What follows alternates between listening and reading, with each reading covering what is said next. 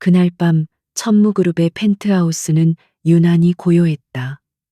임신 6개월 차에 접어든 강소진은 소파에 앉아 남편인 차진우를 기다리고 있었다.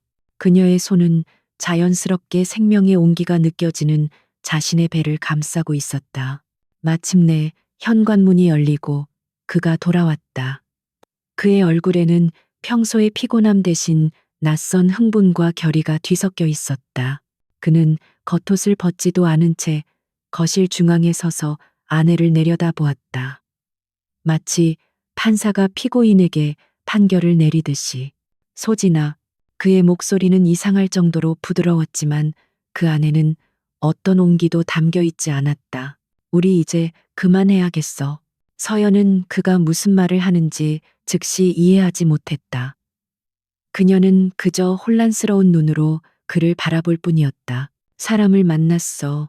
아니, 다시 찾았다고 하는 게 맞겠지. 한유라, 당신도 아는 이름일 거야. 한유라, 대한민국 최고의 여배우, 그리고 그의 첫사랑. 이건 운명이야. 더 이상 거스를 수가 없어. 그의 목소리에는 죄책감이 없었다. 그는 자신의 행동을 변명하는 것이 아니었다. 그는 자신의 배신을 거스를 수 없는 위대한 사랑 이야기로 포장하고 있었다. 그는 이 잔인한 드라마의 주인공이었고 자신은 그저 운명의 뜻을 따르는 것뿐이라고 굳게 믿고 있었다. 그의 망상 속에서 임신한 아내와 곧 태어날 아이는 위대한 로맨스를 완성하기 위해 치러야 할 사소한 희생에 불과했다. 소진의 세상이 무너져 내리는 소리가 들렸다. 하지만 그녀는 비명을 지르지도 눈물을 흘리지도 않았다. 그녀의 얼굴에서 희미한 기대감이 사라지고 그 자리에는 차가운 얼음 가면이 씌워졌다. 그녀의 눈빛은 더 이상 사랑하는 남편을 보는 아내의 눈이 아니었다. 위기에 직면한 기업의 CEO가 통제 불능의 CEO를 분석하는 눈빛이었다. 그녀의 첫 질문은 감정적이지 않았다. 오라 그룹의 미칠 파장은 생각해 봤어요. 그녀의 목소리는 놀라울 정도로 침착했다. 당신과 한유라의 스캔들은 주가를 폭락시킬 겁니다. 이사회의 반발은 주주들은 비상 대책은 세워놓았나요? 그녀의 반응은 진우를 당황시켰다. 그는 눈물과 애원과 분노를 예상했다. 하지만 그녀는 마치 부도 직전에 회사를 걱정하는 경영자처럼 말했다. 그녀의 그 이성적인 태도는 그의 위대한 로맨스를 한순간에 유치하고 무책임한 불장난으로 격화시켰다. 그는 당황한 나머지 더욱 잔인한 말로 자신을 방어했다. 그런 건 내 변호사들이 알아서 할 문제야. 당신이 신경 쓸 일이 아니라고. 그럼 이 아이는요? 그녀의 손이 다시 자신의 배를 감쌌다. 이 아이는 당신의 그 운명 속 어디에 있는 거죠? 아이에겐 미안하게 됐어. 그의 목소리에는 일말의 진심도 담겨 있지 않았다. 물론 아빠로서의 재정적인 지원은 아끼지 않을 거야. 하지만 사랑 없는 가정에서 자라는 것보다는 이게 아이를 위해 더 나은 선택이야. 그는 자신의 유기를 아이를 위한 숭고한 희생인 양 포장했다. 그 순간 소진은 이 배신이 단순히 부부관계의 파탄이 아님을 깨달았다. 이것은 그녀의 인생 전체에 대한 부정이었다. 그녀의 머릿속에 그와 함께 아우라 그룹을 일구었던 지난 시간들이 스쳐 지나갔다. 그는 카리스마 넘치는 비전가였고 그녀는 그의 꿈을 현실로 만드는 천재적인 전략가였다. 그녀의 청춘과 그녀의 모든 것을 바쳐 함께 만든 제국. 이 회사는 그녀의 뱃속에 있는 아이만큼이나 그녀에게는 소중한 또 다른 자식이었다. 그런데 이제 그는 그 모든 것을 10년 전에 끝나버린 낡은 사랑의 환영과 맞바꾸려 하고 있었다. 소진은 천천히 자리에서 일어섰다. 그녀의 자세는 꼿꼿했고 위엄이 있었다. 당신이 주는 건 아무것도 필요 없어요. 이강혁 씨. 그녀의 목소리는 얼음 조각처럼 날카로웠다. 아우라의 주가는 이제 내 문제가 아니라 당신 문제죠. 그리고 이 아이는 그녀가 다시 한번 자신의 배를 어루만졌다. 당신의 새로운 인생에 딸린 부담이 아니라 온전한 내 책임이에요. 그녀는 그의 눈을 똑바로 쳐다보았다. 그 눈에는 더 이상 애정이 없었다. 오직 경멸만이 담겨 있었다. 나는 당신과 싸우지 않을 거예요. 추한 장면을 만들지도 않을 거고, 당신 변호사가 보내는 서류에 군말 없이 서명하죠. 나는 사라져 줄게요. 하지만 이것만은 기억해요. 언젠가 당신은 당신이 오늘 무엇을 버렸는지 깨닫게 될 날이 올 거야. 그리고 그날 당신은 잿더미 말고는 아무것도 발견하지 못할 테니까. 그녀의 차가운 선고에 진우는 순간 할 말을 잃었다. 그녀의 그 무서울 정도의 강인함 앞에서 그의 위대한 로맨스는 한없이 초라해졌다. 아주 잠깐 그의 마음속에서 불안감의 그림자가 스쳐 지나갔다. 하지만 그는 재빨리 그 감정을 지워버렸다. 이것이 최선이야. 나는 마침내 내 운명을 향해 자유롭게 나아갈 수 있게 된 거야. 그는 더 이상 아무 말도 하지 않고 짐 하나 챙기지 않은 채 펜트하우스를 나섰다. 그는 곧장 한유라에게로 향했다. 홀로 남은 소진은 거실의 거대한 통유리창 앞에 서서 도시의 야경을 내려다보았다. 그녀는 울지 않았다. 마른 눈물 한 방울이 그녀의 뺨을 타고 흘러내렸지만 그녀의 표정은 무서울 정도로 평온했다. 사랑이라는 이름의 사형 선고는 내려졌다. 이제 그녀는 자신의 생존을 위한 싸움을 준비해야 했다. 다음 날 아침 대한민국은 발칵 뒤집혔다. 천무그룹 차진우 회장 임신한 아내 버리고 톱배우 한유라와 열애. 타블로이드 신문의 일면을 장식한 자극적인 헤드라인은 온라인을 통해 순식간에 전국으로 퍼져나갔다. 천무그룹 본사와 그들의 펜트하우스 앞에는 수백 명의 기자들이 진을 쳤고 대중의 분노는 들끓었다. 하지만 차진우와 한유라는 숨지 않았다. 오히려 그들은 이 폭풍을 정면으로 돌파하기로 결심했다. 그들은 그날 오후 긴급 기자회견을 열었다. 수많은 카메라 플래시 앞에서 한유라는 비련의 여주인공처럼 눈물을 흘렸다. 그녀는 자신들의 사랑이 어쩔 수 없는 운명이었다고, 자신 역시 너무나 고통스럽다고 말했다. 차진우는 그런 그녀를 보호하듯 감싸 안으며 오만한 태도로 말했다. 내 개인적인 삶에 대해 그 누구의 동의도 구할 생각 없습니다. 나는 진정한 행복을 찾았을 뿐입니다. 그들의 연극은 최악의 결과를 낳았다.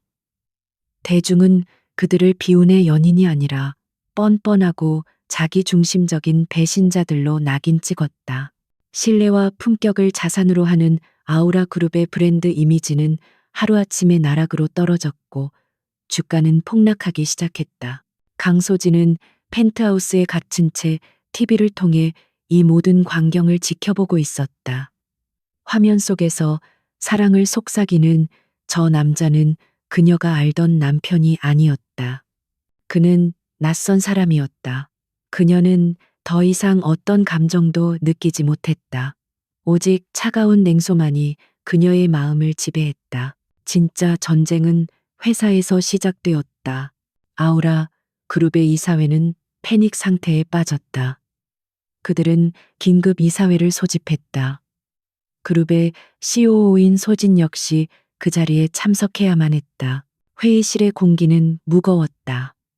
한때 그녀의 천재적인 전략에 찬사를 보내던 이사들은 이제 그녀를 동정과 불편함이 뒤섞인 눈으로 쳐다보고 있었다. 그들은 회사의 위기를 걱정하는 척하며 교묘하게 그녀를 압박하기 시작했다. CEO께서 회장님의 사적인 문제와 얽혀 있으니 그룹의 이미지가 더욱 악화되고 있습니다. 지금은 건강에 집중하셔야 할 때가 아닙니까? 강 CEO님. 아시다시피 임산부에게 스트레스는 좋지 않으니 그들은 그녀를 직접 해고하지 않았다. 대신 그녀가 스스로 물러나도록 명예로운 퇴진이라는 이름의 비겁한 압력을 행사하고 있었다. 그녀가 이 자리에 있는 한 그녀는 그룹의 살아있는 스캔들이자 아킬레스건이었다. 소진은 그들의 의도를 꿰뚫어 보았다. 그녀는 그들의 위선적인 연극에 어울려줄 생각이 없었다. 그녀는 자리에서 일어섰다. 알겠습니다. 그녀의 조용하지만 단호한 한마디에 회의실의 모든 소음이 멎었다. 오늘부로 저는 아우라 그룹의 COO직을 포함한 모든 직위에서 사임하겠습니다. 그녀의 목소리에는 어떤 슬픔이나 분노도 담겨 있지 않았다. 오직 자신이 피땀 흘려 키워온 자식을 떠나보내는 어머니의 담담한 슬픔만이 묻어나왔다. 저는 제가 청춘을 바쳐 만든 이 회사가 제 개인적인 문제 때문에 더 이상 상처받기를 원치 않습니다. 부디 현명한 판단으로 이 위기를 극복하시기를 바랍니다. 그녀는 이사들을 향해 마지막으로 고개를 숙이고 미련 없이 회의실을 걸어 나왔다. 그녀의 당당한 뒷모습에 이사들은 충격과 부끄러움이 뒤섞인 표정으로 아무 말도 하지 못했다. 그날 밤 강진우와 한유라는 그들만의 승리를 자축하는 파티를 열었다. 그들의 곁에는 진정한 친구가 아닌 그들의 권력과 명성에 기생하려는 사람들만이 모여 있었다. 유라는 파티의 주인공으로서 스포트라이트를 즐기고 있었지만 문득문득 불안감을 느꼈다. 진우가 샴페인 잔을 든 채 텅 빈 눈으로 창밖을 바라보는 순간들을 그녀는 놓치지 않았다. 소진은 사라졌지만 그녀의 유령은 여전히 이 남자의 주위를 맴돌고 있었다. 같은 시각 소진은 펜트하우스에서 자신의 마지막 계획을 실행에 옮기고 있었다. 그녀는 변호사를 통해 자신의 개인 자산과 결혼 전 재산을 모두 정리하여 아무도 추적할 수 없는 해외의 비밀 계좌로 옮겼다. 그녀는 자신의 충직한 운전기사에게 내일 새벽 자신을 데리러 올 것을 지시했다. 모든 준비는 끝났다. 그녀는 텅 빈 옷장을 마지막으로 둘러보았다. 남편의 아내로서 COO로서 입었던 모든 옷들은 이제 그녀의 것이 아니었다. 그녀의 작은 캐리어에는 오직 앞으로 살아갈 날들을 위한 소박한 옷가지들만이 담겨 있었다. 그녀는 도시의 야경이 내려다 보이는 창가에 섰다. 저 멀리 그들의 파티가 열리고 있는 호텔의 불빛이 보였다. 배신자들의 화려한 파티. 그녀는 그들을 비웃지 않았다. 그녀는 그저 조용히 등을 돌렸다. 그녀는 더 이상 아우라 그룹의 COO도 차진우의 아내도 아니었다. 그녀는 이제 오직 강소진, 그리고 곧 태어날 아이의 엄마일 뿐이었다. 그녀는 미련 없이 불을 끄고 어둠 속으로 걸어 들어갔다. 그가 돌아오지 않은 밤이 지나고 동쪽 하늘이 희미하게 밝아오기 시작했다. 강소진은 더 이상 기다리지 않았다. 그녀는 지난 몇 주간 이미 모든 준비를 마친 상태였다. 그녀의 마지막 밤은 그들의 차가운 침실이 아닌 아기 방에서였다. 그녀는 작은 아기 침대에 기대어 자신의 배를 감싸 안은 채 아이에게 마지막 인사를 건넸다. 가자, 아가야. 아무도 우리를 아프게 할 수 없는 곳으로. 날이 밝자 그녀는 조용히 그리고 체계적으로 움직이기 시작했다. 그녀는 작은 캐리어 하나만을 챙겼다. 그 안에는 그녀의 과거를 상징하는 모든 것들을 벗어 던지고 오직 미래를 위한 물건들만이 담겨 있었다. 그녀는 마지막으로 그 거대한 펜트하우스를 둘러보았다. 모든 공간이 그녀의 부재를 증명하는 듯 텅 비어 있었다. 그녀는 더 이상 슬프지 않았다. 그녀는 이 집의 유령이었고 이제 그 굴레를 벗어나려 하고 있었다. 그녀의 마지막 장소는 그의 서재였다. 그녀는 변호사가 준비해준 이혼 서류를 꺼내 자신의 이름 옆에 단정하게 서명했다. 그리고는 지난 5년간 자신의 손가락을 옥죄었던 결혼 반지를 빼서 그 서류 위에 올려놓았다. 펜트하우스의 카드키도 함께. 마지막으로 그녀는 자신이 밤새워 떴던 작은 아기 신발이 담긴 벨벳 상자를 그 옆에 놓았다. 그것은 그녀의 마지막 편지이자 가장 아픈 유언이었다. 1층 로비에는 그녀의 친정에서 보낸 충직한 운전기사가 평범한 세단 한 대와 함께 그녀를 기다리고 있었다. 그녀는 단 한 번도 뒤돌아보지 않고 차에 올라탔다. 차가 움직이기 시작하고 그녀의 감옥이었던 거대한 빌딩이 시야에서 사라지는 순간 그녀는 비로소 자유를 느꼈다. 같은 시각 차진우는 한유라의 호텔 스위트룸에서 눈을 떴다. 쏟아지는 아침 햇살과 그녀의 달콤한 웃음소리. 그는 이것이 자신이 그토록 원했던 완벽한 아침이라고 생각했다. 그들은 함께 아침 식사를 하며 전날 밤 올라온 소진의 사임 기사를 읽었다. 봤지, 모든 게 완벽하게 정리되고 있어. 그녀도 마침내 포기한 거야. 유라가 승리감에 취해 말했다. 진우는 잠시 마음속에서 스쳐 지나가는 불편한 감정을 느꼈지만 이내 지워버렸다. 이것이 모두를 위한 최선의 길이라고 그는 스스로를 세뇌했다. 펜트하우스에 가서 내 집 몇 개만 챙겨와야겠어. 그는 마치 아내가 임신한 채 홀로 있는 그 집을 창고쯤으로 여기는 듯한 말투로 말했다. 그는 아직 상황의 심각성을 전혀 인지하지 못하고 있었다. 그는 소진이 아마도 친정으로 돌아가 유치한 투정을 부리고 있을 것이라 지레짐작했다. 펜트하우스에 도착했을 때 그를 맞이한 것은 예상했던 대로 깊은 침묵이었다. 그는 그녀의 이름을 불렀지만 대답은 없었다. 그는 의뢰 그랬던 것처럼 곧장 자신의 서재로 향했다.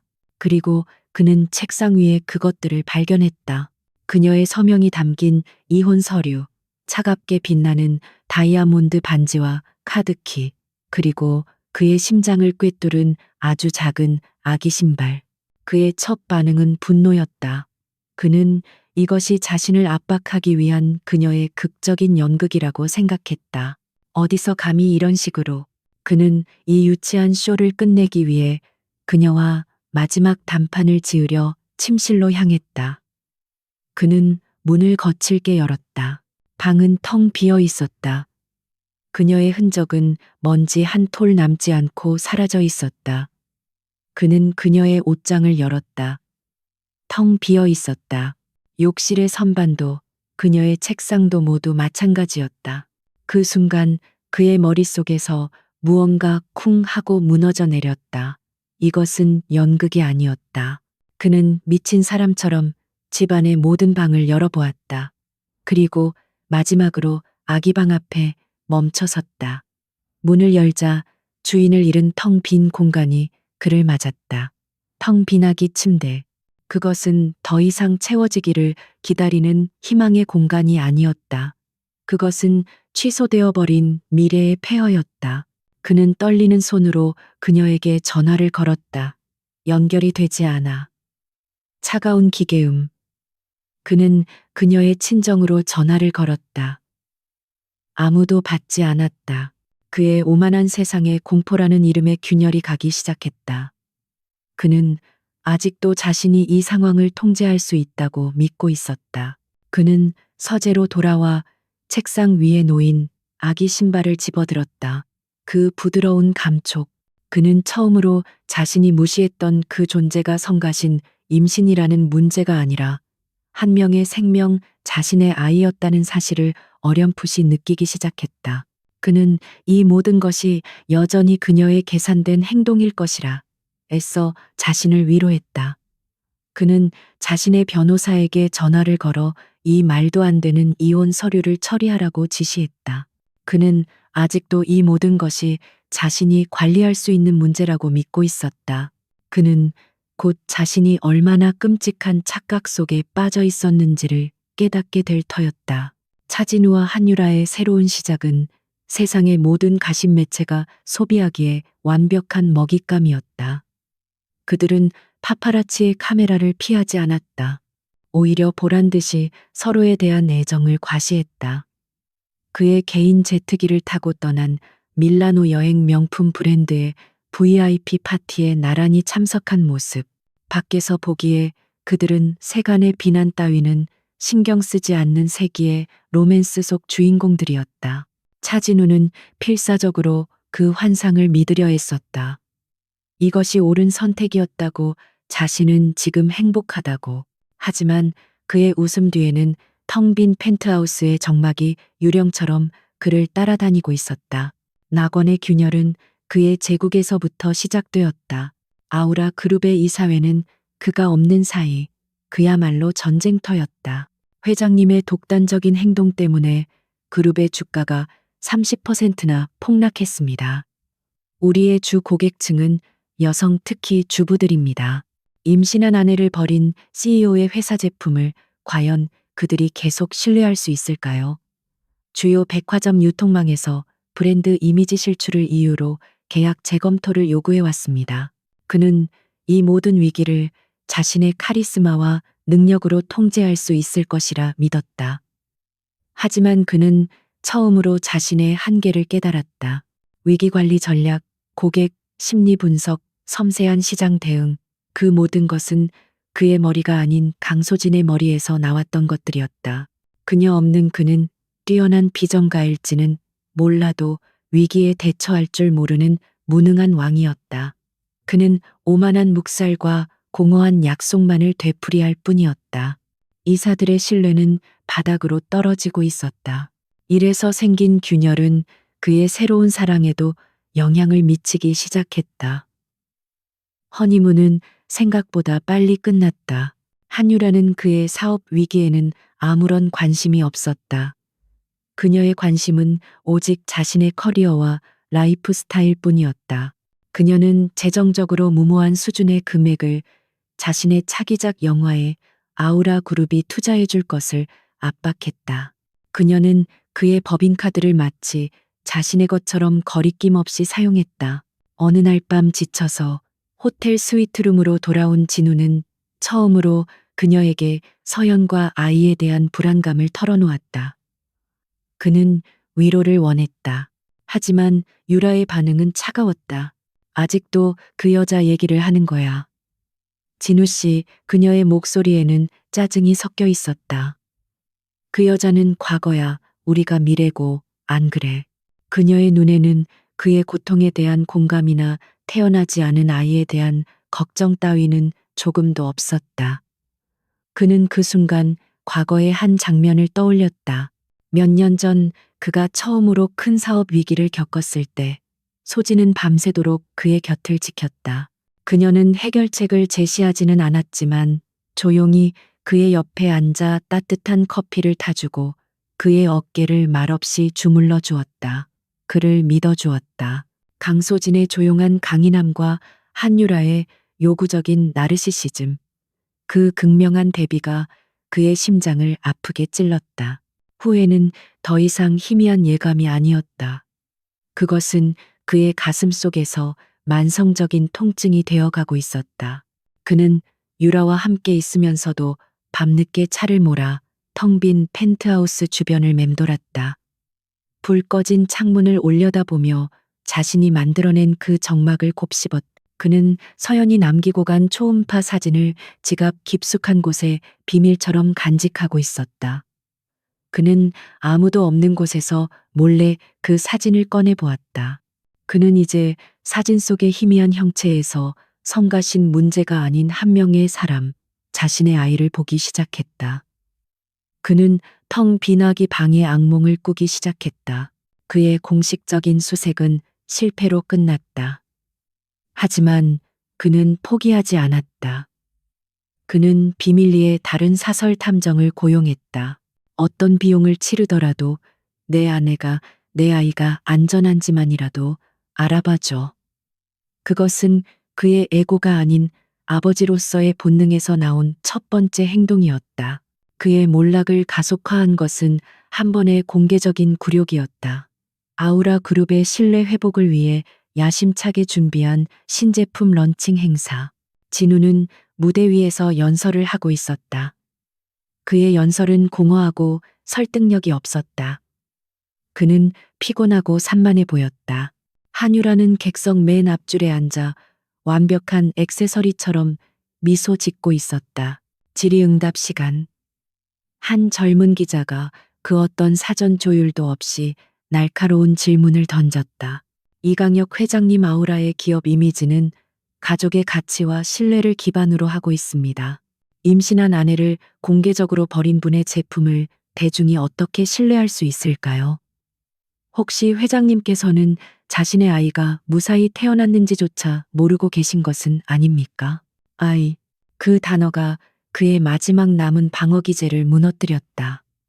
그는 무대 위에서 그대로 얼어붙었다. 아무런 대답도 하지 못했다. 그는 길을 잃은 아이처럼 초점 없는 눈으로 허공을 바라볼 뿐이었다. 수많은 카메라 플래시가 그의 굴욕적인 모습을 담기 위해 터져나왔다. 객석에 앉은 한유라는 동정심이 아닌 자신을 창피하게 만든 그에게 분노하는 표정으로 그를 노려보고 있었다. 그날 밤 진우는 처참하게 망가진 행사를 뒤로하고 자신의 차에 올랐다. 그는 유라의 화난 목소리가 울리는 전화를 무시하고 운전기사에게 그저 아무데나 가달라고 말했다. 그는 차창 밖으로 스쳐 지나가는 도시의 불빛을 보았지만 아무것도 보이지 않았다. 자신이 선택했던 낙원은 얕고 천박한 반짝이는 지옥에 불과했다. 후회라는 이름의 작은 균열은 이제 절망이라는 이름의 거대한 심연이 되어 그를 집어삼키고 있었다. 그는 마침내 끔찍할 정도로 명확하게 자신이 저지른 실수의 크기를 깨달았다. 신제품 런칭 행사의 처참한 실패 이후 차진우의 추락에는 가속도가 붙었다. 그의 굴욕적인 모습은 모든 언론을 통해 생중계되었고 정신적으로 불안정한 리더라는 치명적인 낙인이 찍혔다. 아우라 그룹의 주가는 연일 신저가를 경신했고 이사회는 거의 반란 직전의 상태였다. 그는 자신의 성 안에서 완벽하게 고립되었다. 포식자들은 피냄새를 맡고 움직이기 시작했다. 아우라 그룹의 가장 강력한 경쟁사 제니스 뷰티의 윤 회장은 오랫동안 이 순간을 기다려왔다. 그는 전통적인 방식에 노련하고 무자비한 기업가였다. 그는 늘 젊고 혁신적인 차진우의 성공을 시기하며 그의 몰락을 기다려왔다. 때가 되었다. 그는 자신의 집무실에서 한유라를 마주보며 말했다. 윤 회장은 한유라가 소속된 엔터테인먼트사의 실질적인 주인이었다. 네가 아주 훌륭한 미끼 역할을 해주었어, 유라야. 윤 회장이 만족스럽게 웃었다. 차진우는 이제 껍데기만 남았지.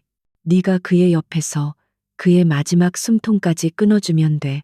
그들의 관계는 처음부터 철저한 거래였다. 윤 회장은 한유라의 로맨스를 지원했고 그녀는 그 대가로 차진우를 파멸로 이끄는 트로이의 목마 역할을 했다. 윤 회장은 그녀에게 아우라 그룹을 성공적으로 인수하게 되면 그룹의 새로운 뷰티, 엔터테인먼트, 합작 법인의 대표 자리를 약속했다. 그녀의 배신은 개인적인 감정이 아니라 철저히 계산된 비즈니스였다. 마침내 제니스 뷰티는 공식적으로 그들의 발톱을 드러냈다. 그들은 해외 투자 컨소시엄과 연합하여 아우라 그룹에 대한 적대적 MA를 공식 선언했다. 폭락한 현재 주가의 높은 프리미엄을 얹어주겠다는 그들의 제안은 패닉에 빠진 주주들에게는 거부할 수 없는 유혹이었다. 대한민국 재계는 거대한 전쟁의 소용돌이에 휩싸였다. 언론은 이 싸움을 오만했던 젊은 왕 차진우의 몰락을 알리는 마지막 장송곡이라고 떠들어댔다. 아우라 그룹의 워룸. 그곳은 돈으로 살 수 있는 최고의 변호사들과 재무 분석가들로 가득 차 있었지만 패배의 기운이 짙게 감돌고 있었다. 그들에게는 전략을 세울 야전사령관이 부재했다. 차진우는 지휘관의 역할을 하려 애썼다. 하지만 그의 결정은 감정적이었고 변덕스러웠다. 윤 회장의 공격은 너무나 예측 불가능했다. 그는 아우라의 핵심 사업부가 아닌 해외의 원료 공급망과 유통 파트너사들을 먼저 공격했다. 마치 누군가 아우라의 가장 깊은 약점을 손바닥 보듯 알려준 것처럼 방어 전략 회의가 교착 상태에 빠졌을 때 진우의 측근 중 한 명이었던 임원희에서는 안 될 말을 내뱉고 말았다. 이런 비대칭적인 공격은 강소진 전 COO님이라면 막아낼 수 있었을 텐데요. 그분께는 이런 종류의 위기를 예측하는 육감 같은 것이 있었습니다. 강소진. 그 이름이 불리는 순간 진우는 마치 머리를 한 대 세게 얻어맞은 듯한 충격을 받았다. 그는 깨달았다. 윤 회장이 단순히 뛰어난 전략가인 것이 아니었다. 그에게는 내부 정보가 있었다. 진우는 자신의 어리석음을 저주했다. 그는 감정적으로 가장 취약했던 시기 한유라에게 회사의 전략적 약점과 비상 대책까지 털어놓았었다. 그는 그녀가 그런 것들을 이해하지도 신경 쓰지도 않을 것이라 생각했다. 이제와 보니 그 모든 정보가 고스란히 적의 손에 넘어간 것이 틀림없었다. 개인적인 배신과 사업적인 배신은 결국 하나였다. 그의 기억은 소진과 함께 싸웠던 과거의 어느 날로 거슬러 올라갔다. 몇 년 전 경쟁사의 거센 공격으로 회사가 위기에 빠졌을 때였다. 그와 소진은 워룸에서 며칠 밤낮을 함께 세웠다. 그는 저돌적인 모험가였고 그녀는 모든 가능성을 계산하는 신중하고 뛰어난 전략가였다. 그들은 완벽한 한 팀이었다. 마침내 그들이 승리했을 때 그들은 화려한 파티 대신 텅 빈 사무실에서 조용히 와인잔을 부딪혔다. 우린 좋은 팀이야. 그가 말했다. 최고의 팀이죠. 그녀가 대답하며 웃었다. 진정한 파트너십에 대한 그 기억은 현재의 처참한 현실과 대비되어 그의 심장을 갈기갈기 찢어 놓았다. 후회는 더 이상 둔한 통증이 아니었다. 그것은 그의 모든 것을 삼켜버리는 날카롭고 거대한 고통이었다. 그는 아내를 잃은 것이 아니었다. 그는 자신의 분신을 가장 중요한 파트너를 스스로의 손으로 내쫓아버린 것이었다. 그는 이 싸움에서 이길 수 없다는 것을 그녀 없이는 그의 오만함은 완전히 벗겨져 내렸다. 그 자리에는 절박하고 처절한 필요만이 남았다. 그날 밤 모두가 떠나간 워룸에 홀로 남은 진우는 제니스의 승리가 거의 확실하다는 예측 보고서를 멍하니 내려다보고 있었다. 그는 자신과 소진이 함께 세운 제국의 완전한 몰락을 목격하고 있었다. 그는 그녀의 행방에 대한 마지막 단서 무코라는 해안 마을의 지도를 스크린에 띄웠다. 이전까지 그는 자신의 죄책감을 덜기 위해 그녀를 찾으려 했다. 하지만 이제는 달랐다. 그는 위안이 아니라 생존을 위해 그녀가 필요했다. 그는 결심했다. 그는 잠시 이 기업 전쟁을 포기할 것이다. 그리고 오직 단 하나 가장 중요한 문제에 집중할 것이다. 그녀를 찾는 것. 그의 수색은 더 이상 과거에 대한 집착이 아니었다. 그것은 미래를 위한 유일한 길이었다. 3년의 시간이 흘렀다. 강물처럼 흘러간 시간 속에서 누군가는 무너져 내렸고 누군가는 경이롭게 다시 태어났다. 차진우의 제국 아우라 그룹은 더 이상 업계의 절대 강자가 아니었다. 제니스 뷰티와의 경영권 분쟁에서는 주주들의 반발과 독과점 규제 당국의 개입 덕분에 간신히 회사를 지켜냈지만 이미 치명적인 내상을 입은 상태였다. 브랜드 이미지는 땅에 떨어졌고 핵심 인재들은 회사를 떠났다. 차진우는 과거의 오만함을 버리고 회사를 살리기 위해 분투했지만 한 번 돌아선 소비자의 마음을 되돌리기에는 역부족이었다. 아우라 그룹은 서서히 침몰하는 난파선과도 같았다. 차진우라는 남자 역시 완전히 다른 사람이 되어 있었다. 그의 눈에 서려 있던 오만한 불꽃은 꺼진 지 오래였다. 그 자리에는 깊이를 알 수 없는 피로와 지워지지 않는 후회만이 남아 있었다. 그의 머리에는 희끗희끗한 서리가 내리기 시작했다. 그는 더 이상 술을 마시지 않았다. 대신 기계처럼 일하며 가라앉는 배를 필사적으로 지탱하고 있었다. 그의 서연을 향한 수색은 지난 3년간 단 한 번도 멈춘 적이 없었다. 광적인 집착은 이제 조용하고 만성적인 통증이 되어 그의 삶의 일부가 되었다. 그의 펜트하우스에는 그녀가 떠난 날 그대로 멈춰버린 아기방이 있었다. 그곳은 그가 자신의 죄를 마주하고 잃어버린 가족을 그리워하는 유일한 성소였다. 아우라 그룹이 몰락의 길을 걷는 동안 대한민국 화장품 업계에는 새로운 태양이 떠오르고 있었다. 엘레노어 엘레널. 혜성처럼 나타난 이 신생 브랜드는 불과 2년 만에 업계의 판도를 뒤흔드는 게임 체인저가 되었다. 엘레노어의 성공 비결은 기존의 방식과는 완전히 달랐다. 그들은 스타 마케팅이나 화려한 광고 대신 제품의 진정성에 집중했다. 윤리적인 원료, 수급 친환경적인 생산 방식, 그리고 내면의 아름다움을 이야기하는 그들의 철학은 새로운 시대의 소비자들의 마음을 사로잡았다. 더욱 놀라운 것은 이 경이로운 성공 신화를 이끄는 CEO의 정체가 완벽하게 베일에 쌓여 있다는 사실이었다. 업계에서는 그녀를 강 대표라고만 불렀다. 그녀는 단 한 번도 공식 석상의 모습을 드러낸 적이 없었고, 오직 서면, 인터뷰나 신임하는 대변인을 통해서만 세상과 소통했다. 그녀의 익명성은 그녀의 천재적인 전략과 맞물려 수많은 추측과 신화를 만들어냈다. 그 신화의 주인공 강 대표는 바로 강소진이었다. 그녀는 더 이상 묵호의 작은 해안가에 살지 않았다. 아들 이준이 태어난 후 그녀는 서울 근교의 철저한 보안을 자랑하는 조용한 타운하우스로 거처를 옮겼다. 그녀의 집은 그녀의 새로운 제국 엘레노어의 심장부였다. 올해로 3살이 된 아들 이준은 엄마를 쏙 빼닮아 총명하고 사랑스러운 아이였다. 아이는 그녀의 세상, 그녀가 살아가는 이유 그 자체였다. 그녀는 완벽한 엄마였다. 그녀는 최첨단 설비를 갖춘 홈오피스에서 전 세계로 뻗어나가는 브랜드를 경영하는 동시에 아이와 함께 그림을 그리고 책을 읽어주며 모든 순간을 함께했다.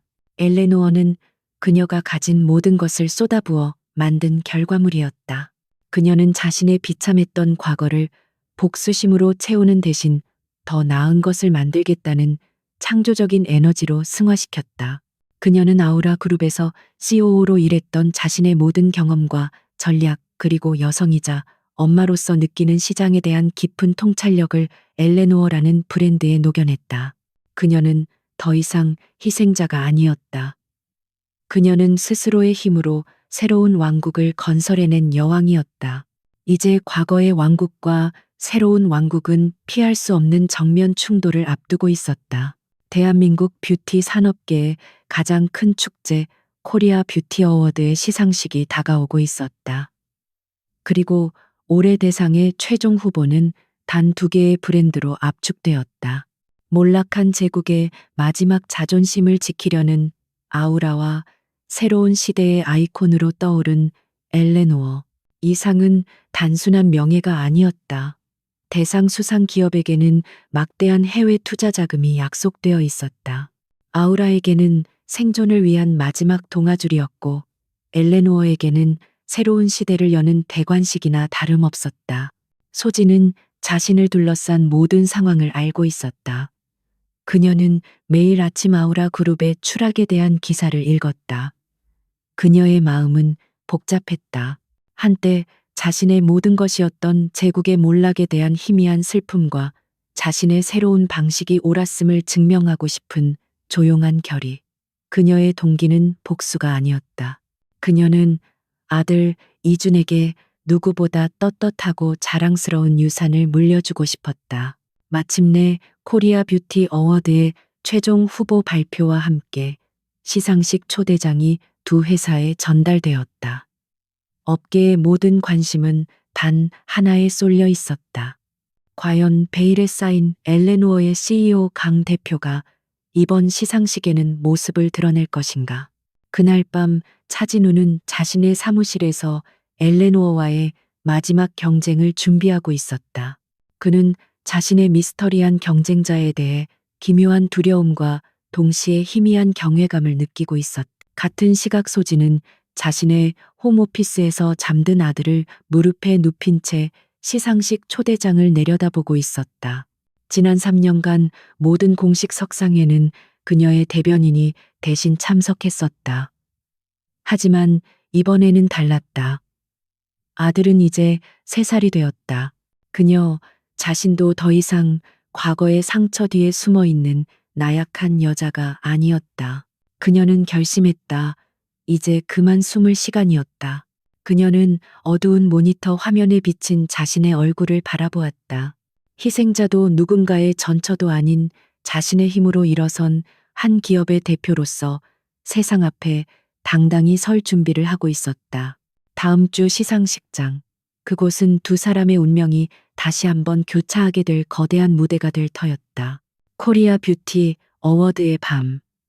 국내 뷰티 산업의 모든 별들이 모인 그곳은 보이지 않는 전쟁터의 마지막 격전지였다. 레드카펫 위로 화려한 조명이 쏟아졌고 수많은 카메라 플래시가 터져 나왔다. 올해 시상식의 모든 관심은 단 하나 몰락한 제국, 아우라와 신흥 강자 엘레노어의 대결, 그리고 엘레노어의 베일에 쌓인 CEO가 과연 모습을 드러낼 것인지에 대한 호기심으로 가득 차 있었다. 차진우가 레드카펫에 들어섰을 때 장내는 잠시 술렁였다. 3년 전 세상을 다 가진 듯 오만했던 그의 모습은 온데간데 없었다. 깊은 피로와 슬픔이 깃든 눈 희끗희끗해진 머리. 그는 마치 왕국을 잃어버린 늙은 사자처럼 홀로 레드카펫을 걸었다. 기자들이 그에게 몰려들어 그의 미스터리한 경쟁자에 대해 물었을 때 그는 놀라울 정도로 겸손하게 대답했다. 엘레노어는 존중받아 마땅한 경쟁자입니다. 그들의 철학에서 많은 것을 배우고 있습니다. 그의 변화는 모두를 놀라게 했다. 시상식장 안 화려한 연회장. 시상식이 시작되고 여러 부문에 대한 시상이 이어졌다. 아우라는 몇몇 기술 부문에서 상을 받았지만 마케팅과 크리에이티브 부문의 주요 상들은 모두 엘레노어에게 돌아갔다. 엘레노어의 대변인은 그때마다 무대에 올라 강 대표님께서 깊은 감사를 전하셨습니다. 라는 말을 반복했다. 긴장감은 점점 더 고조되었다. 마침내 대상인 올해의 브랜드를 발표하는 순간이 다가왔다. 스크린에는 아우라와 엘레노어의 영상이 나란히 상영되었다. 아우라의 영상은 과거의 영광을 보여주었지만 어딘가 낡아 보였다. 엘레노어의 영상은 신선하고 감성적이며 강력했다. 시상자가 봉투를 열었다. 올해의 대상은 엘레노어입니다. 연회장 안은 올해와 같은 박수 소리로 가득 찼다. 엘레노어의 대변인이 무대를 향해 걸어 나왔다. 하지만 시상자가 그를 멈춰 세웠다. 잠시만요. 방금 전달받은 소식이 있습니다. 처음으로 엘레노어의 대표님께서 직접 이 상을 수상하시겠다고 합니다. 그 순간 연회장의 모든 소음이 멎었다. 모든 사람들의 시선이 연회장의 정문으로 향했다. 문이 천천히 열렸다. 그리고 강소진이 걸어 들어왔다. 그녀는 더 이상 그가 기억하는 조용하고 그늘진 아내가 아니었다. 그녀는 숨막힐 듯이 아름다웠다. 화려하지는 않지만 그녀의 강인함과 우아함을 완벽하게 드러내는 짙은 녹색 드레스. 당당하게 편 어깨와 그 어떤 것에도 흔들리지 않을 듯한 차분하고 깊은 눈빛. 그녀는 자신의 새로운 제국을 다스리는 여왕 그 자체였다. 그리고 그녀는 혼자가 아니었. 그녀의 손을 잡고 작은 턱시도를 차려입은 남자아이가 함께 걸어 들어오고 있었다. 아이는 호기심 가득한 큰 눈으로 주위를 두리번거렸다. 카메라 감독은 본능적으로 아이의 얼굴을 클로즈업했다. 그 순간 연회장 안의 모든 사람들이 숨을 삼켰다. 아이는 젊은 시절의 차진우를 놀라울 정도로 빼닮아 있었다. 수백 개의 카메라 플래시가 동시에 터져 나왔다. 기자들은 미친 듯이 셔터를 눌러댔다. 이것은 10년에 한 번 나올까 말까 한 특종이었다. 베일에 쌓인 CEO는 최대 경쟁자의 버림받은 아내였으며 그녀는 그의 숨겨진 후계자와 함께 돌아온 것이다. 차진우는 자신의 자리에서 그대로 얼어붙었다. 숨이 쉬어지지 않았다. 유령을 보는 것 같았다. 하지만 그 유령은 이 연회장에 그 누구보다 더 생생하게 살아빛나고 있었다. 그리고 아이, 자신의 얼굴, 자신의 눈을 가진 저 작은 아이, 그의 아들. 지난 3년간 아이는 살아 있었다. 자라고 있었다. 그는 아무것도 몰랐다. 지난 3년간 그의 동반자였던 후회라는 감정은 그 순간 그의 모든 것을 불태워버릴 듯한 거대한 고통의 화염 폭풍으로 변했다. 만약이라는 단어가 수천 개의 칼날이 되어 그의 심장을 찔렀다. 아이의 첫걸음, 첫 옹알이, 그 모든 잃어버린 순간들이 그의 머릿속을 스쳐 지나갔다. 그는 무너져 내릴 것 같았다. 소진은 우아한 걸음으로 아들의 손을 잡고 무대 위로 올라갔다. 그녀는 트로피를 받아들었다. 그녀의 수상소감은 짧고 품이 있었으며 강력했다. 그녀는 자신의 팀과 고객들에게 감사를 표했다. 그녀는 차진우나 아우라에 대해서는 단 한마디도 언급하지 않았다. 그녀의 모든 메시지는 미래를 그리고 더 나은 세상을 만들겠다는 그녀의 철학을 향해 있었다. 그리고 그녀의 마지막 말은 그녀의 아들을 향한 것이었다. 그리고 나의 아들 이준이에게 내 모든 것의 이유가 되어 주어서 고맙다. 이준. 그녀는 아들에게 그의 성이 아닌 자신의 성을 따라 이준이라는 이름을 붙여준 것이다. 그녀는 우아하게 그리고 강력하게 무대를 내려왔다. 대한민국 뷰티 산업계 전체와 그녀의 전 남편을 거대한 충격의 침묵 속에 남겨둔 채 시상식 후의 리셉션장은 혼돈 그 자체였다. 사람들은 수군거리고 손가락질하며 그들의 이야기를 하고 있었다. 하지만 진우에게는 아무것도 들리지 않았고 보이지 않았다. 그의 세상은 오직 단 하나의 감당할 수 없는 사실에 집중되어 있었다. 개선 장군처럼 돌아온 아내의 모습과 그가 단 한 번도 존재를 알지 못했던 아들의 얼굴. 후회는 더 이상 감정이 아니었다. 그것은 이제 그의 남은 인생을 통째로 집어삼킬 살아있는 괴물이 되어버렸다. 시상식에 밤이 몰고 온 폭풍은 대한민국을 뒤흔들었다. 여왕의 귀환, 아우라 회장의 숨겨진 아들. 모든 뉴스와 소셜미디어는 강소진과 차진우, 그리고 그들의 아들 이준의 이야기로 도배되었다. 강소진은 순식간에 역경을 딛고 일어선 여성 리더의 아이콘이 되었고, 차진우는 동정조차 받지 못하는 비정한 배신자로 낙인 찍혔다. 차진우는 자신의 사무실에 스스로를 가두었다. 그는 모든 전화를 무시하고 화면 속에서 환하게 웃고 있는 아내와 아들의 모습을 몇 번이고 되감아 보았다. 3년간 그를 괴롭혔던 후회의 불길은 이제 그의 영혼까지 모두 태워버릴 듯한 거대한 지옥불이 되어 타올랐다. 그는 더 이상 이렇게 살아갈 수 없었다. 그는 그녀를 만나야만 했다. 하지만 이제 그녀는 그가 원한다고 해서 마음대로 만날 수 있는 사람이 아니었다. 그녀는 엘레노어의 막강한 CEO였다. 그는 공식적인 채널을 통해 그녀의 회사에 연락을 취해야 했다. 강 대표님과의 면담을 요청합니다. 그녀의 비서는 날카롭고 빈틈없는 젊은 여성이었다. 대표님의 일정은 모두 차 있습니다. 용건을 말씀해 주시면 제가 보고 드리겠습니다. 개인적인 문제입니다. 그는 스스로의 입으로 말하고도 지독한 굴욕감을 느꼈다. 며칠간의 끈질긴 요청 끝에 마침내 소진은 그를 만나주기로 했다. 면담 장소는 엘레노어의 본사, 그녀의 집무실이었다. 그녀의 사무실은 그녀의 브랜드 철학처럼 미니멀하고 우아하며 자연 채광으로 가득 차 있었다. 책상 위에는 그녀와 아들 이준이 바닷가에서 환하게 웃고 있는 사진 액자 하나만이 놓여 있었다.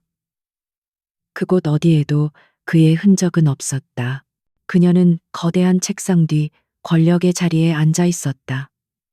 그는 마치 용서를 구하러 온 죄인처럼 그 맞은편의 작은 의자에 앉아야 했다. 그들의 새로운 권력 구도는 그렇게 물리적으로 완성되어 있었다. 무슨 일이죠, 차 회장님? 그녀의 목소리는 차가웠다. 그는 어디서부터 말을 시작해야 할지 몰랐다. 준비해왔던 모든 말들이 머릿속에서 뒤엉켰다. 그의 입에서 나온 것은 후회와 고통으로 뒤범벅이 된 혼란스러운 애원이었다. 소진아, 용서해줘. 내가 다 잘못했어. 잠 못 드는 밤들, 무너져가는 회사, 텅 빈 내 인생.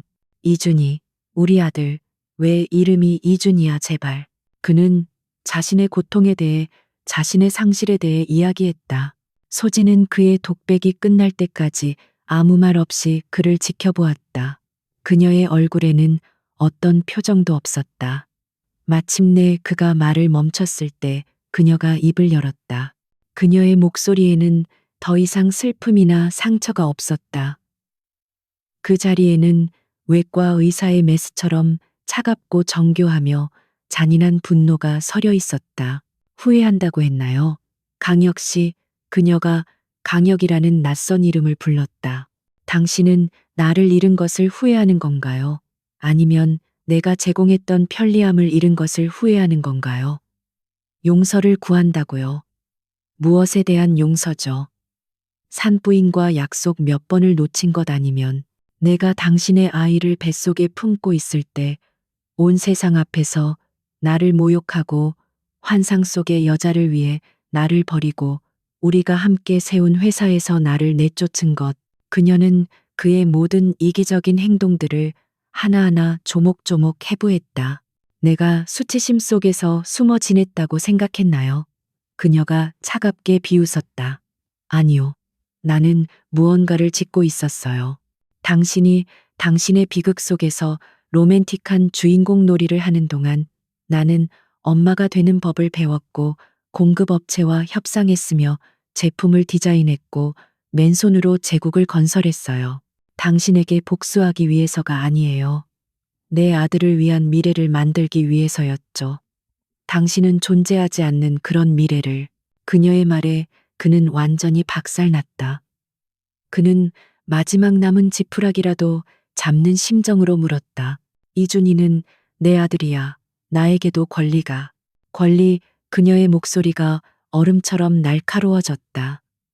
당신은 그날 밤 이 집의 문을 열고 나갔던 그 순간 모든 권리를 포기했어. 3년 동안 아이를 버려두었다가 이제 와서 아빠 노릇을 하겠다고. 내 아들은 행복하고 평화로운 삶을 살고 있어. 그 누구도 그 삶을 위협하게 두지 않을 거야. 그리고 지금 이 순간 강혁 씨, 당신이 내 아들에게 가장 큰 위협이야. 그는 완전히 부서졌다. 그에게는 아무것도 남지 않았다. 내가 어떻게 해야 하지? 그가 속삭였다. 그녀는 증오가 아닌 차가운 평가의 눈으로 그를 내려다보았다. 그 아이의 인생의 일부가 되고 싶다고요.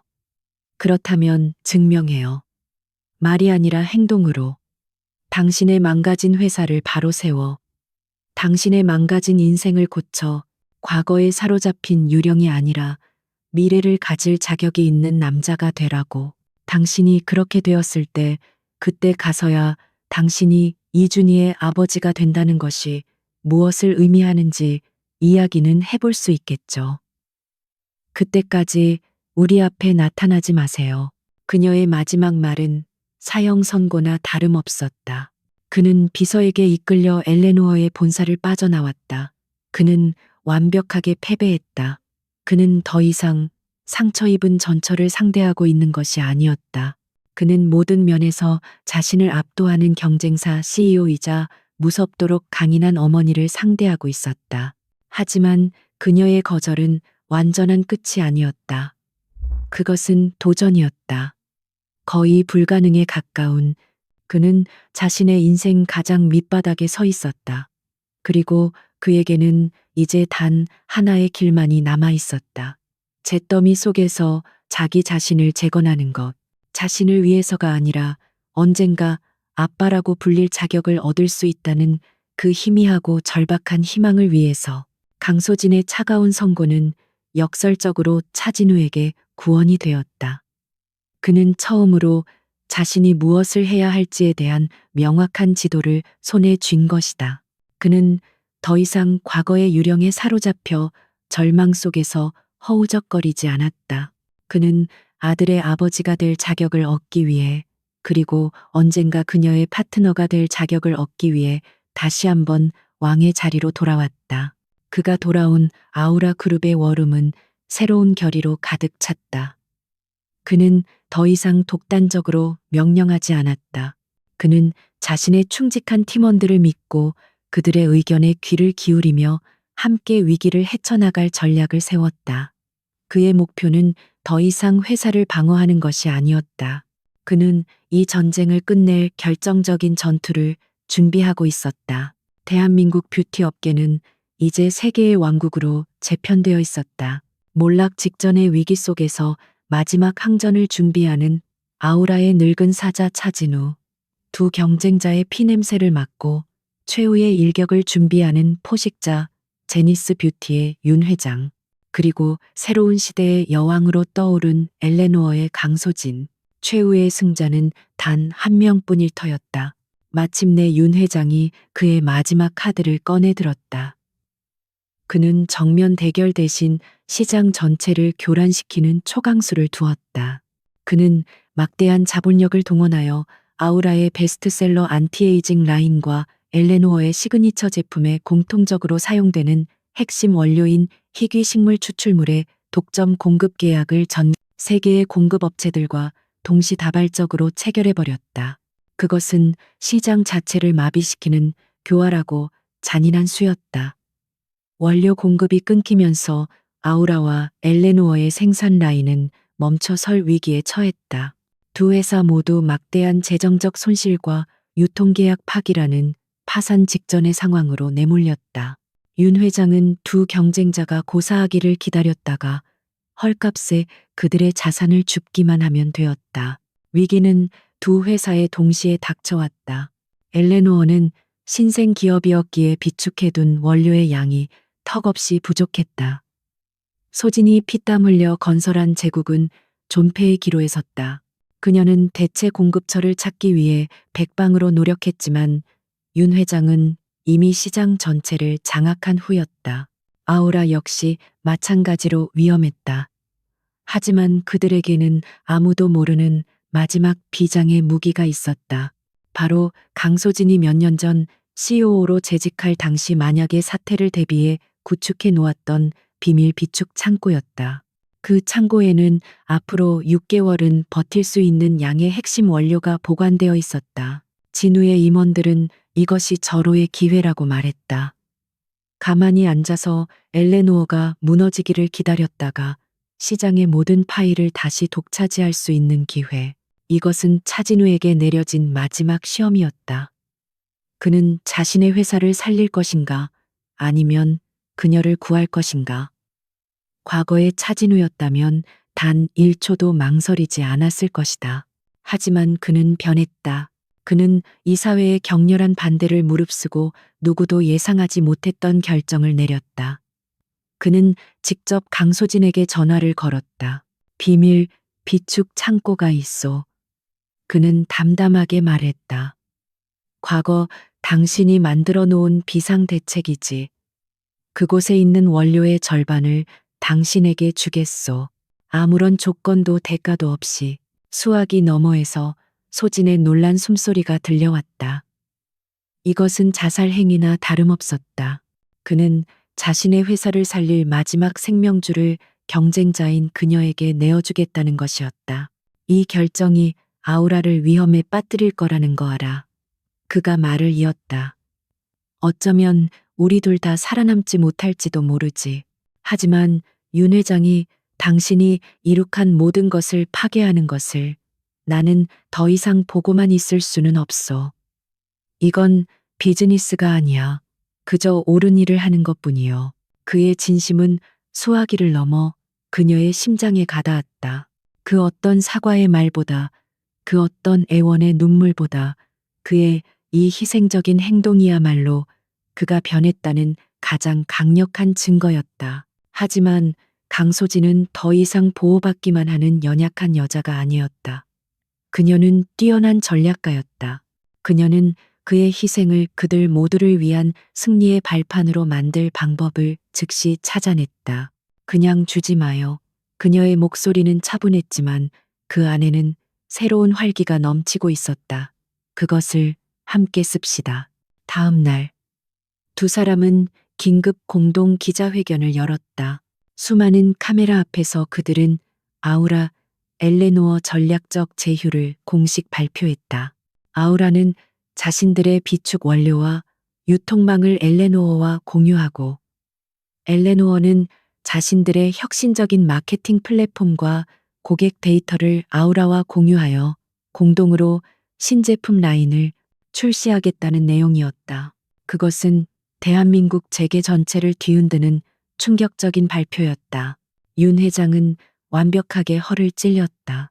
그는 두 경쟁자를 서로 싸우게 만들어 고사시키려 했지만 역설적으로 이전보다 훨씬 더 강력하고 위력적인 새로운 경쟁자를 자신의 손으로 탄생시킨 셈이 되었다. 시장은 두 라이벌의 극적인 연합에 열광했고 제니스 뷰티의 주가는 폭락하기 시작했다. 결국 윤 회장은 이사회의 압력에 못 이겨 불명예스럽게 퇴진했다. 낡고 포식적인 방식의 시대는 협력과 진정성이라는 새로운 시대의 가치 앞에서 패배한 것이다. 기자회견이 끝나고 텅 빈 대기실, 기업 전쟁은 끝났다. 그들은 함께 이겼다. 진우는 자신의 모든 것을 희생했고 소진은 그 희생을 모두를 위한 승리로 바꾸어냈다. 그는 더 이상 애원하는 거지의 눈빛이 아니라 동등한 파트너에 대한 조용한 존경심으로 그녀를 바라보았다. 그녀 역시 더 이상 차가운 눈이 아닌 복잡하지만 따뜻한 새로운 감정이 담긴 눈으로 그를 마주 보았다. 그는 마침내 그녀가 내걸었던 첫 번째 조건을 가장 완벽한 방식으로 증명해낸 것이다. 이제 그들 사이를 가로막던 마지막 장애물은 사라졌다. 전쟁이 끝나고 몇 달의 시간이 흘렀다. 아우라와 엘레노어의 전략적 제휴는 시장의 판도를 완전히 바꾸어 놓았다. 두 회사는 각자의 강점을 결합하여 이전보다 훨씬 더 강력한 시너지를 만들어내며 업계의 절대 강자로 군림했다. 하지만 그 성공의 정점에서 차진우는 스스로 왕좌에서 내려왔다. 그는 아우라 그룹의 경영권을 자신이 신뢰하는 전문 경영인에게 넘겼다. 그는 자신의 속죄를 위한 마지막 행동으로 회사의 미래를 더 유능한 리더에게 맡기고 자신은 조용한 곳으로 물러나는 길을 택했다. 그는 막대한 부를 유지했지만 세상을 지배하던 모든 권력을 내려놓았다. 그의 새로운 삶은 화려했던 과거와는 정반대였다. 그는 거대한 펜트하우스를 떠나 서울 시내가 내려다 보이는 작은 아파트로 이사했다. 그는 더 이상 CEO가 아니었다. 그는 자신이 설립한 재단의 일에 몰두하며 사회의 빚을 갚는 삶을 살고 있었다. 강소진은 멀리서 그의 모든 변화를 지켜보고 있었다. 그녀는 그가 CEO 자리에서 물러나는 뉴스를 보았고 그가 조용히 자선 활동에 매진하고 있다는 소식도 들었다. 그녀의 마음속에서 그를 향한 마지막 남은 분노와 두려움의 찌꺼기가 서서히 씻겨 내려가고 있었다. 그 자리에는 한 인간의 처절한 성장에 대한 복잡한 존경심과 아주 희미하지만 따뜻한 감정이 싹트고 있었다. 어느 날 그녀는 집으로 배달된 작은 편지 한 통을 받았다. 발신인은 차진우였다. 그것은 그가 직접 쓴 서툴지만 진심이 담긴 손편지였다. 편지 안에는 사랑을 구걸하는 말은 없었다. 그는 자신의 후회와 변화의 과정, 그리고 자신이 더 이상 그녀의 남편이 될 자격이 없다는 것을 인정하는 내용들을 담담하게 써 내려갔다. 그리고 편지의 마지막에 그는 단 한 가지를 부탁했다. 내가 당신의 남편이 될 자격은 없지만 혹시 이 아이의 아버지가 될 자격은 아주 작은 기회라도 얻을 수 있을까? 당신이 정하는 어떤 조건이라도 따르겠네. 며칠을 고민한 끝에 소진은 답장을 보냈다. 그녀는 그를 만나기로 결심했다. 그들의 재회는 아이들을 위한 작은 공원에서 이루어졌다. 진우는 약속 시간보다 1시간이나 먼저 와서 초조하게 그녀를 기다리고 있었다. 그는 수십억 달러짜리 계약을 앞두었을 때보다 더 긴장되어 보였다. 마침내 소진이 아들 이준의 손을 잡고 공원에 나타났다. 진우는 3년 만에 처음으로 자신의 아들과 마주했다. 아이는 엄마를 닮아 사랑스러웠고 아빠를 닮아 총명한 눈빛을 가지고 있었다. 이준아, 인사드려. 엄마의 오랜 친구분이셔. 소진은 그를 그렇게 소개했다. 진우는 억지로 아버지인 척하려 하지 않았다. 그는 아이의 눈높이에 맞춰 무릎을 꿇고 앉아 부드러운 목소리로 말을 걸었다. 아이가 좋아하는 공룡 이야기에 대해, 미끄럼틀 타는 법에 대해. 그는 인내심을 갖고 아이의 경계를 존중하며 조심스럽게 다가갔다. 소진은 그 모든 광경을 조금 떨어진 곳에서 지켜보고 있었다. 그녀는 차진우에게서 단 한 번도 본 적 없었던 다정하고 부성에 넘치는 모습을 보고 있었다. 그녀는 아이를 바라보는 그의 눈빛에서 꾸며낼 수 없는 진정한 사랑과 후회를 읽었다. 몇 번의 만남이 더 이어진 후 소진은 마침내 마지막 결정을 내렸다. 그녀는 조용한 카페에서 이준이가 낮잠 든 유모차 옆에 두고 그와 마주 앉았다. 나는 과거를 잊을 수 없어요. 강혁 씨. 그녀는 솔직하게 말했다. 흉터는 여전히 남아있고 아마 평생 사라지지 않겠죠. 내가 당신을 다시 남편으로서 사랑할 수 있을지 나는 아직 모르겠어요. 하지만 이준이에게는 아빠가 필요해요. 그리고 당신은 이 아이가 가질 자격이 있는 아버지가 되기 위해 노력하고 있다는 것을 보여주었어요. 그녀는 그에게 공동 양육에 대한 합의를 제안했다. 주말에는 아이를 만날 수 있고 학교 행사에 함께 참석하며 아이의 미래에 대한 중요한 결정들을 함께 내리는 것. 그것은 낭만적인 사랑이 아닌 아이에 대한 공동의 책임과 서로에 대한 새로운 존중을 기반으로 한 새로운 형태의 가족이었다. 몇 달 후 이준이의 4번째 생일날, 소진의 집 작은 마당에서 소박하고 행복한 생일 파티가 열렸다. 파티에는 아이의 친구 몇 명과 소진의 가족들만이 초대되었다. 차진우 역시 그 자리에 있었다. 그는 더 이상 파티의 화려한 주인이 아니었지만 모두에게 환영받는 손님이었다. 그는 아들과 함께 웃고 뛰어놀며 평범한 아빠로서의 행복을 만끽하고 있었다. 소진은 그 모습을 잔잔한 미소로 바라보고 있었다. 파티가 끝나고 그가 집으로 돌아가려던 순간이었다. 이준이가 달려와 그의 다리를 와락 껴안았다. 아빠, 안녕히 가세요. 아이가 처음으로 그를 아빠라고 불렀다. 그 한마디는 거대한 파도가 되어 그의 심장을 덮쳤다. 그는 그 자리에 무릎을 꿇고 아들을 끌어안았다. 그의 눈에서 뜨거운 감사의 눈물이 흘러내렸다. 그는 아들의 어깨 너머로 자신을 바라보고 있는 소진과 눈이 마주쳤다. 그녀는 여전히 따뜻하고 조용한 미소를 짓고 있었다. 그 눈빛 속에는 이해와 그리고 새로운 희망이 담겨 있었다. 그는 자신의 제국을 잃었다. 하지만 그는 그보다 훨씬 더 소중한 것을 얻었다. 용서의 말은 아직 없었다. 그들의 미래 역시 약속되지 않았다. 하지만 그는 마침내 끔찍한 고통의 시간을 거쳐 아버지라고 불릴 권리를 얻어낸 것이다. 그리고 그 권리 안에 그들 모두를 위한 새로운 시작의 씨앗이 연약하지만 희망차게 싹트고 있었다.